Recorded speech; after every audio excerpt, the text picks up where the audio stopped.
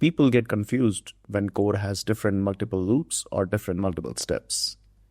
Do we add big O? Do we multiply it? Or do we pick the bigger one?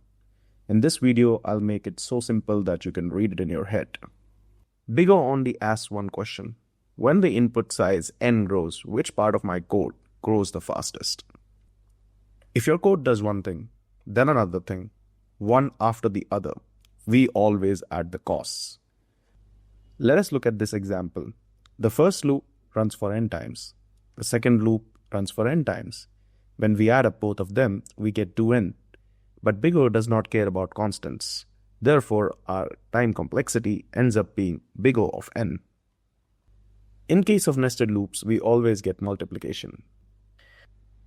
If one loop is inside another loop, then both of the loops have to run completely, but not one after the other. The first loop will run n steps, and while the first loop at its first object will have to run the second loop n times. And this is why we multiply n with n. If we look at the example here, that's exactly what happens. Each time the inner loop will run n times and the outer loop will run n times. This means that the big O will be n multiplied by n, which is n square. Let us understand different sizes. Let's say that we have two loops. One is of size n and the other one is of size m. In this case, the total steps will be n multiplied by m. So big O will always be big O of nm.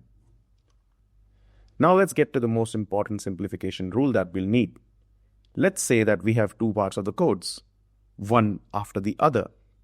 One of them takes big O of n time to run, and the other one has a time complexity of big O of n squared. In that case, we will always take the one that takes more time to run. That is big O of n squared. This is known as simplification.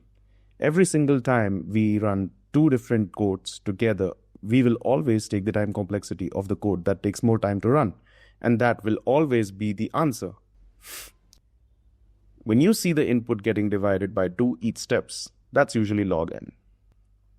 If you look at the example, we have a while loop of n steps. Every single time we are reducing the size of n by 2. This is exactly what happens in binary sort. Every single time reduce the size of the loop by half until it reaches 1. This simply means that the time complexity ends up being big O of log n. Let's take a mixed example.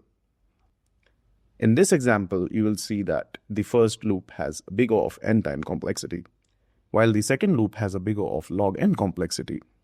So which one is the bigger one? Big O of log n or big O of n? Big O of n, right?